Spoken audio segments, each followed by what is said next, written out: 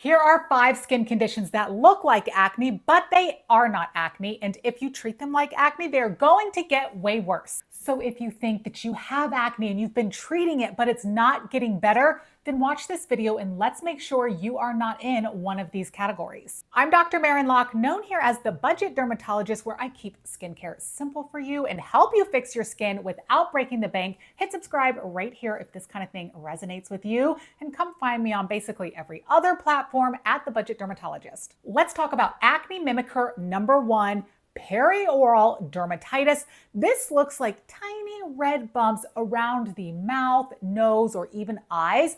This can look like acne, but it has more redness and almost a sandpapery type feel. The bumps of perioral dermatitis, or POD, are monomorphic. That means that they all are going to look virtually the same. You will not see comedones, open or closed comedones, blackheads or whiteheads, and POD is going to look more irritated and inflamed on your skin, less so like oily acne. And the lesions or bumps of POD are going to be clustered around this area of the face, the nose, and mouth. Now, unlike acne, perioral dermatitis is most commonly caused by prolonged or heavy steroid use on the skin. It can also be caused by heavy occlusives that you are applying topically, new makeup, or heavy makeup, and it's even been linked to the use of fluoride toothpaste. So you cannot treat this like acne, or you may be making this problem worse. So to treat perioral dermatitis, one of the most important things you can do if you are using a topical steroid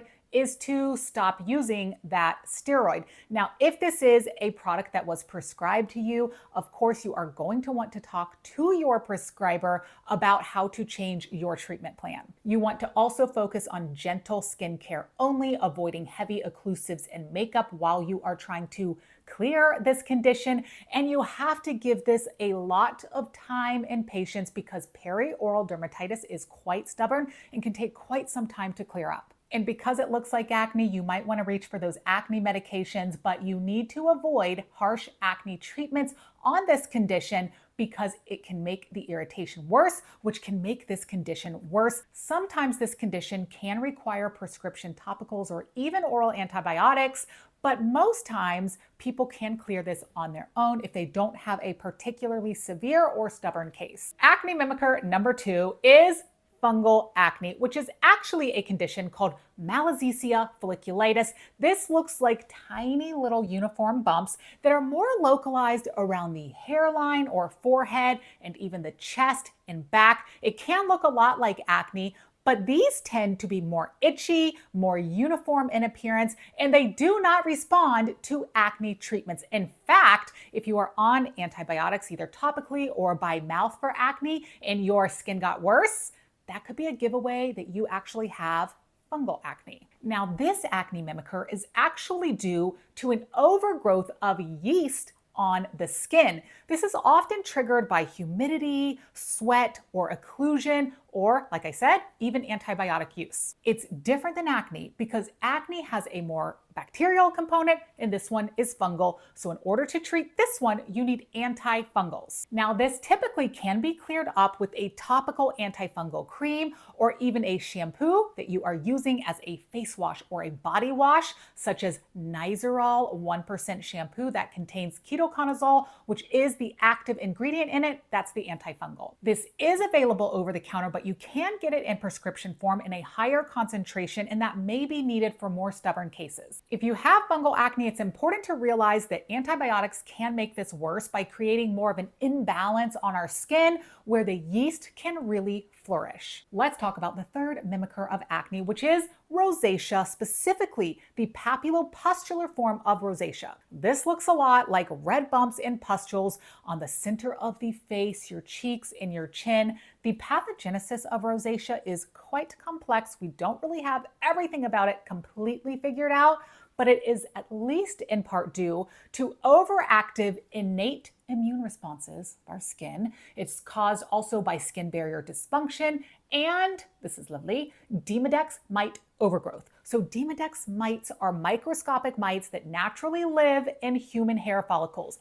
Everyone has them, it's normal, but in rosacea, these mites can really become overabundant and they can trigger an immune response and inflammation on our skin. The presence of these mites is increased in certain oily areas of our skin, like our cheeks and our nose, and that is why rosacea shows up primarily in those areas. Rosacea is different than acne because you don't have your classic clogged pores like you do in acne. Instead, you have more persistent redness, sensitive and reactive skin, and even burning and stinging when you apply products. Please know that harsh acne treatments like retinoids can worsen your barrier damage and redness and really flare your rosacea. So instead of treating it like acne, this is going to be better treated with topicals that reduce inflammation and reduce your Demodex activity on the skin, things like azelaic acid and metronidazole.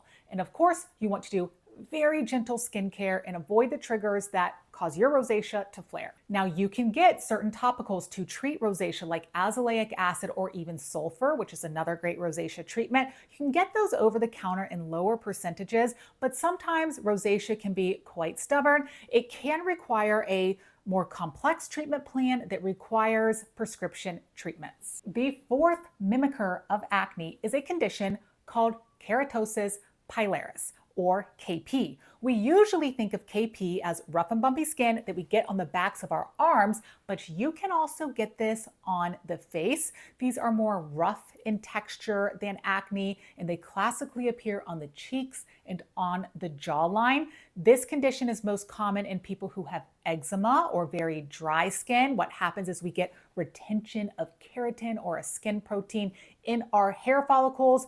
These little plugs form, and that creates the rough sandpaper-like bumps on the cheeks and jawline. So the treatment for KP is with gentle exfoliants like lactic acid and glycolic acid. You really want to focus on moisturizing and strengthening your skin barrier with key components like ceramides, and of course, avoiding harsh physical textured scrubs that can make this condition worse. And our fifth mimicker of acne is Milia. These are small white pearl-like bumps that are often around the eyes and cheeks. They are not squeezable. They look like it, but they are not. Trust me, you do not want to try to squeeze these. So these are actually tiny cysts that are formed when keratin becomes trapped under the skin. It is different than acne because these are not inflammatory, they are not bacterial, there really isn't a lot of redness associated with them, and they cannot be popped. So like I mentioned, you do not want to treat this like acne by trying to pop these pimples. You don't want to try to pop pimples of acne anyways, but especially not Milia. But like acne, you can improve these with topical retinoids, which help skin cell turnover over time. It can help unplug these, but sometimes bigger ones or really bothersome ones can require professional extraction to safely remove these. I like to recommend daily treatment or weekly treatment with a very gentle exfoliation in the area where you have Milia with a topical acid, something like glycolic acid would be ideal. Now, in the description of this video, I will link some product examples that you can get over the counter that have some of these key ingredients in them that may help your acne mimickers get better so you stop reaching for those acne treatments which will not work as effectively. Okay, if you found this video helpful and you love skincare education, hit subscribe before you head out. Come find me on Instagram at The Budget Dermatologist, and I'll see you guys soon. Bye.